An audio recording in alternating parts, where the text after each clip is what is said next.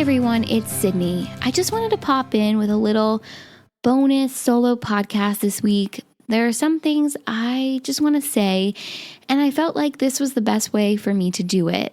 But before I dive in to what it is I want to talk about, I just want to take a moment and say, I hope you had a chance to listen to the new episode that came out on Tuesday with my good friend, Leah Yousefi, otherwise known as Calligraphy by Leah. We had a really good time recording this episode. This was my first episode with a guest, so I was a little nervous. I didn't know what to expect, but I am really excited about it, and I think it's a really good episode. So if you have listened to it already, I would love to hear what you think, and if you haven't listened yet, go back to the previous episode and give it a listen.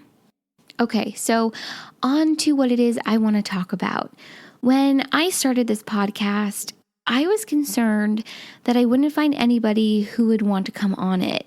If I'm going to be completely honest, this made me feel really hesitant and reluctant to start the podcast and put sort of any content out there. I gave myself every reason, rationale, and excuse that I could think of that I thought someone else would give me. For example, I anticipated people saying, I'm too busy, or I don't have any interest in doing this, or a podcast, really? I just anticipated what I thought other people would come back at me and say, and I was just really fearful. I didn't know if I was going to be able to get anybody on the podcast, and I thought, okay, well then it's just going to be me week after week talking. And then I thought, does anybody really want to listen to that? But it has been 1 month since I started developing this podcast, and in that time I've surprised myself. I have been able to schedule over 13 episodes, which takes us through the end of January. Maybe for someone else, this doesn't seem like a big deal, but for me, this is a big freaking deal. This is something I never thought I would be able to do or would be possible. I never thought I was going to be able to get people on this podcast. I have sort of blown my own mind here. And speaking of blowing my own mind, 1 year ago, I never would have started a podcast for a lot of reasons, some of which I've talked about before, but mainly because I was self-conscious about me and how my voice sounds. And I really wondered, did anyone even really care about what I had to say? But 1 year later, I've realized that nothing I have been telling myself for the last 26 years is even true. I have always been insecure about my own voice and the way that I sound. I've always thought of myself as having this high-pitched, squeaky voice, and I've actually had to do conscious work to lower my voice. I had a very strong lisp growing up. In fact, I think it still pops up from time to time, and so I never would have seen myself doing a podcast. I have had people tell me that they enjoy hearing my voice, that it's soothing. I even had one friend tell me that I sound like a goddess. This is something that I never thought I'd hear about my own voice.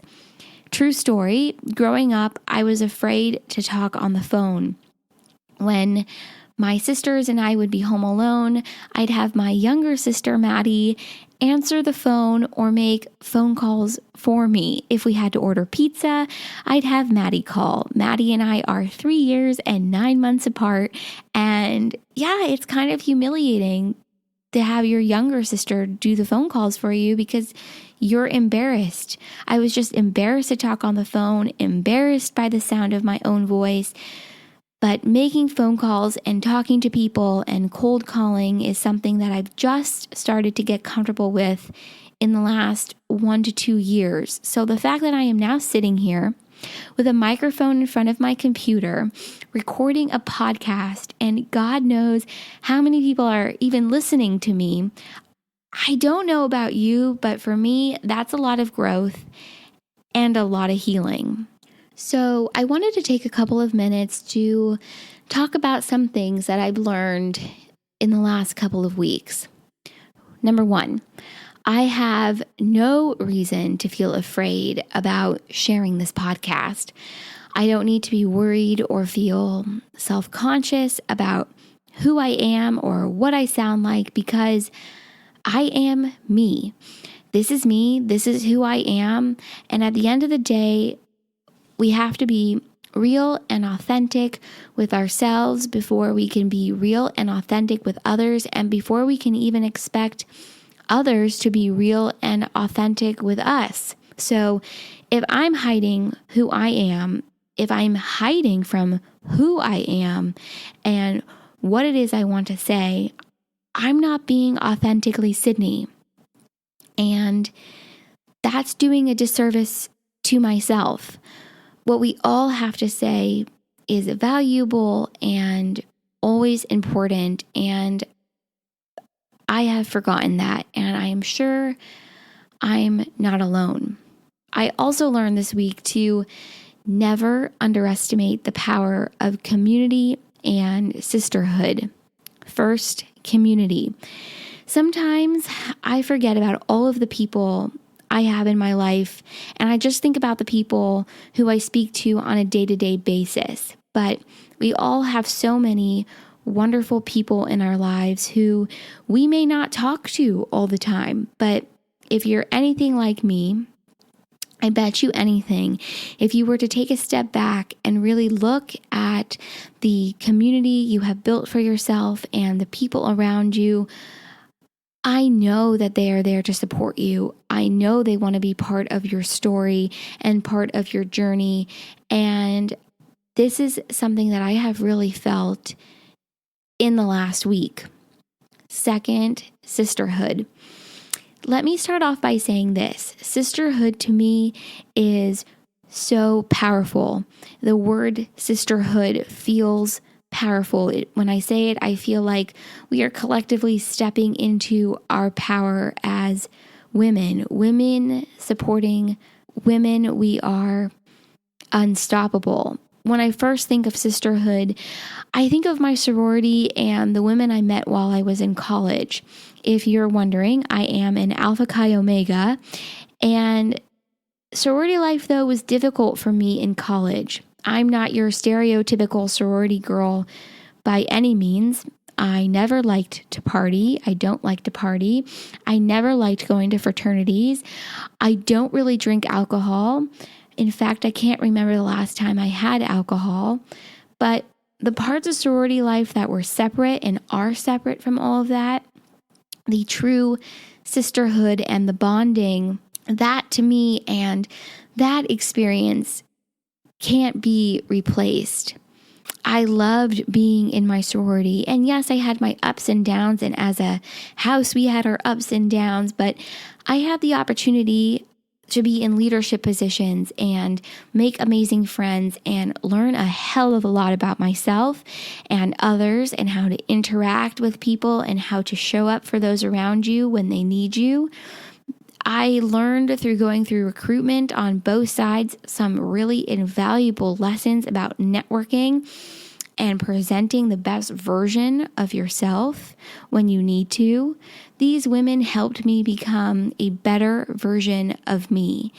And 4 years later, because right now it's 4 years since I've graduated from college, the women who have supported me, even when we don't talk all the time, is amazing. And I'm talking about women both from my sorority and women who I have met separate from that and separate from college in general.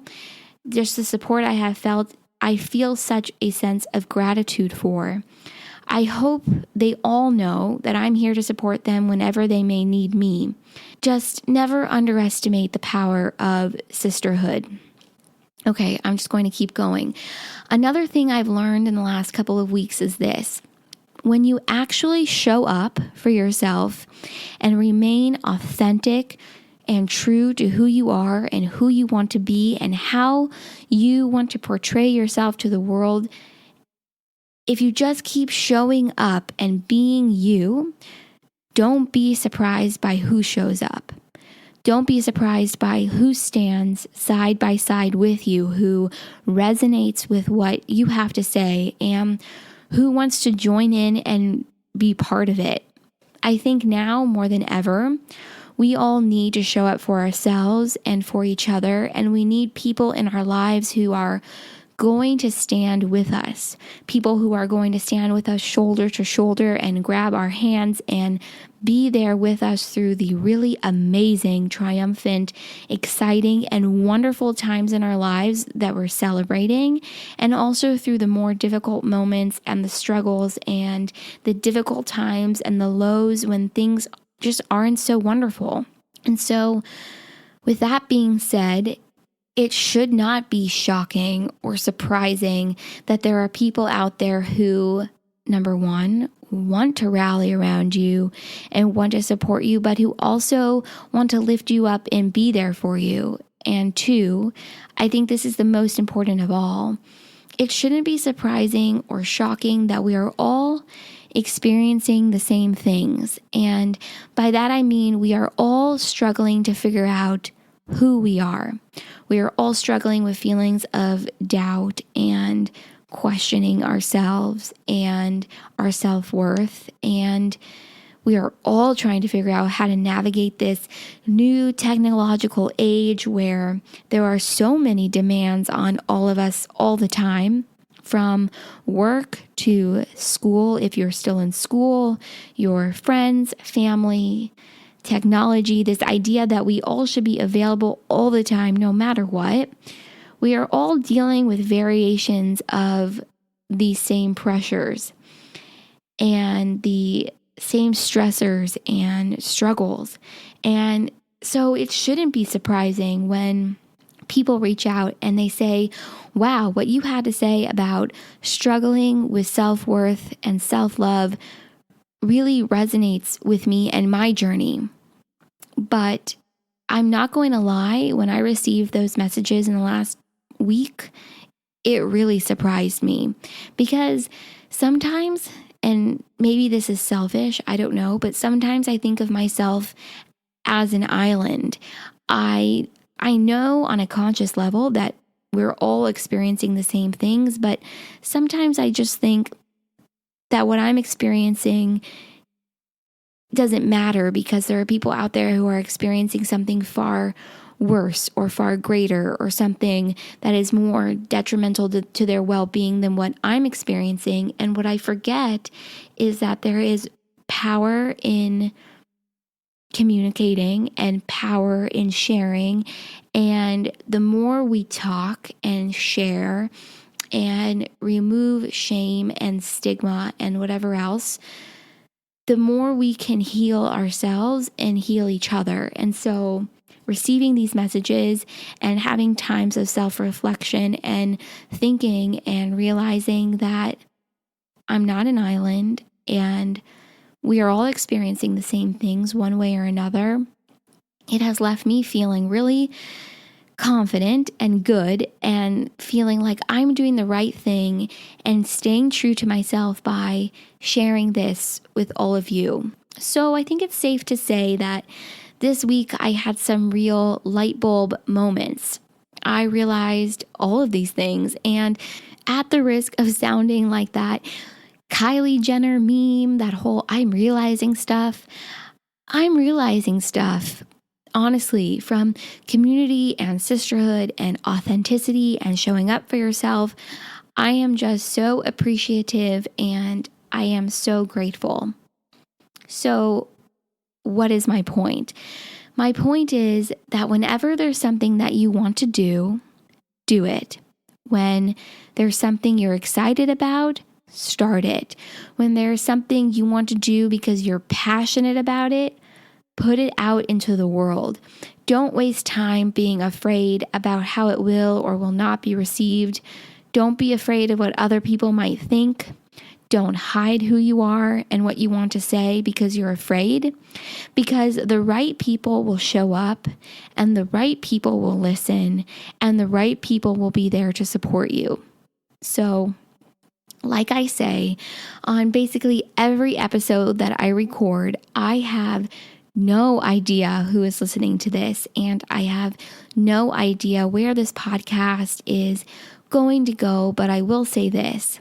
I am excited to keep sharing, and I am excited and so grateful to everyone who I have reached out to and who wants to come on the podcast, and I am excited to share their stories and to continue to share my story with all of you. So thank you to everyone who has listened to the podcast, downloaded it, subscribed on iTunes, rated it, reviewed it, shared it with their friends, and an even bigger thank you to everyone who has so graciously agreed or offered to come on as a guest on my podcast. It means the absolute world to me, and I am so excited to share your stories and to keep growing the Seek the Joy podcast together. On that note, though, I do want to say this. If there is something that you want to talk about seeking joy, or even the struggle to seek joy and stay true to yourself and stay grounded, especially in the social and political climate that we are living in right now, and maybe you don't want to come on the podcast, but you would be interested in sharing your story, I would be so honored to read your story and share it here on the podcast, and we can even keep it anonymous too. So if there's anyone out there who would be interested in sharing their story, I would be honored to share it on the Seek the Joy podcast. So just let me know. So that's it. And thank you so much again for listening and sharing. And I can't tell you how blown away I am by all of the text messages and emails and Facebook messages I'm receiving. You all are wonderful, and we are all on this journey together. So don't forget that you are not alone, and my door, my inbox is always open to discuss anything.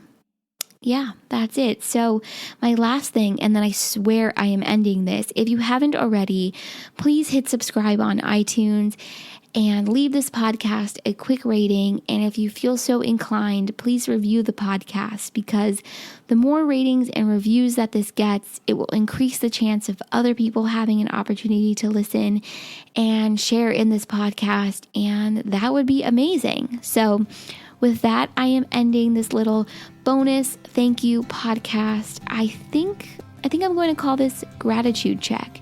Yep, this is my Gratitude Check podcast episode. Maybe I'll do this again. I don't know. All right. Bye. Love you all. And thank you so much for your continued support. It really means the world.